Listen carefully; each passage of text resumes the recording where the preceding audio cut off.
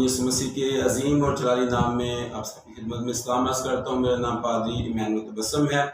آئیے عزیزو، ہم آج خاص ٹاپک پر بات کرنے والے ہیں، مقدس کلام میں سے پڑھیں گے، پھر آگے مل کر سیکھیں گے۔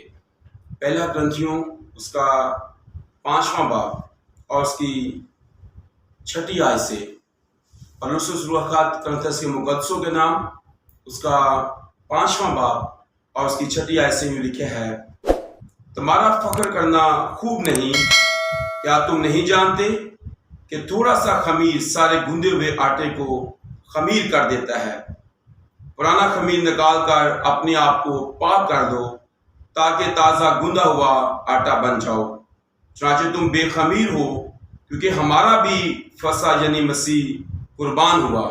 پاک کلام کے پڑھے اور سنے جانے پر خدا کی برکت ہو، آمین۔ عزیزو، ہر سال ہی جب بھی ہمارے ملک پاکستان کے اندر عید قربان آتی ہے، جس میں ہمارے اسلامی بھائی جانوروں کی، بچڑوں کی، بکروں کی، چھتروں کی قربانی کرتے ہیں، تو مسیح کلیسیا کے اندر ایک دم سے گہما گہمی سے شروع ہو جاتی ہے۔ سوالات اٹھنے شروع ہو جاتے ہیں کہ آیا ہم ان قربانیوں میں شریک ہوں، ان کے ہاں دعوت پر جائیں، اور کیا ہمیں قربانیاں گوشت کھانا چاہیے، کیا ہمیں نہیں کھانا چاہیے؟ اور کبھی کبھی بہت سارے خدام بھی کلیسیا کو تسلی دیتے ہیں، چلے کوئی بات نہیں، آپ کھا سکتے ہیں۔ یا بعض دفعہ کلیسیا جو ہے وہ بہت سارے خادموں کو مجبور کرتی ہے کہ وہ اس بات پر ہاں کہیں کہ آپ کھا سکتے ہیں، گوشت ہی تو ہے، شکر گزاری کر کے کھا لیں، کوئی کہتا ہے دعا کر کے کھا لیں، کوئی کہتا ہے کھانے پینے سے کچھ نہیں ہوتا ہے۔ لیکن آج جو خاص بات ہے وہ یہ ہے کہ ہمارا فصح، جو ہماری قربانی ہے، جو ہمارا ازلی برہ ہے، جس کے بارے میں یوحنا بپتسمہ دینے والے نے کہا، دیکھو یہ خدا کا برہ ہے جو جہان کے گناہ اٹھا لے جاتا ہے۔ تو اس وقت ہمیں اپنے ایمان کا، اپنے عقیدے کا، اپنی ایمان کی بنیاد کا خیال رکھنا بڑا ضروری ہے۔ تو پولس رسول بھی اس بات کو بڑا واضح کر کے ہمیں بتا رہا ہے کہ ہمیں اپنے اندر سے پرانے خمیر کو بھی نکال دینا ہے۔ یہ خواہشوں کے سبب سے ہے نا، میرا دل کرتا ہے میں گوشت کھاؤں، میرا دل کرتا ہے میں گناہ کی طرف آگے بڑھوں، وغیرہ وغیرہ جو کچھ بھی ہے۔ تو کلام کہہ رہا ہے پرانے خمیر کو نکال کر اپنے آپ کو پاک کر لیں۔ تو مسیح کا جو لہو صلیب پر بہایا گیا ہے، جو مصلوبیت یسوع مسیح کی ہے، جو قربانی یسوع مسیح کی ہے، کیا میں پھر اس سے انکاری ہوں؟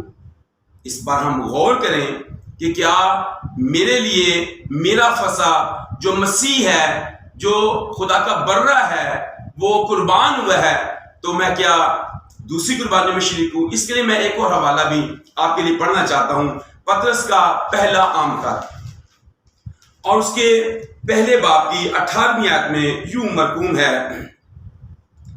کیونکہ تم جانتے ہو کہ تمہارا نکما چال چلن جو باپ دادا سے چلا آتا تھا، اس سے تمہاری خلاصی فانی چیزوں یعنی سونے چاندی کے ذریعہ سے نہیں ہوئی، بلکہ ایک بے عیب اور بے داغ برے یعنی مسیح کے بیش قیمت خون سے۔ تو خدا کے کلام کی روشنی میں جب ہم، میرے عزیزو، اپنے آپ کو تولتے ہیں، اپنے آپ کو سانچتے ہیں، اپنے آپ کو دیکھتے ہیں، تو خدا کے کلام کی روشنی میں ہم اس بات کو جان سکتے ہیں، اور ہمیں کسی دوسرے سے پوچھنے کی ضرورت نہیں ہے کہ کوئی ہماری خواہش کے مطابق جواب دے کہ ہاں تو گوشت کھا لگا۔ ہم اس بات کو انڈرسٹینڈ کریں کہ میرے لیے میرا فصح مسیح قربان ہوا، اور پطرس رسول اس بات کو واضح کر کے کہتا ہے کہ ہماری جو خلاصی ہے وہ فانی چیزوں سے نہیں ہوئی، بلکہ بے عیب بے داغ برے مسیح کے بیش قیمت خون سے۔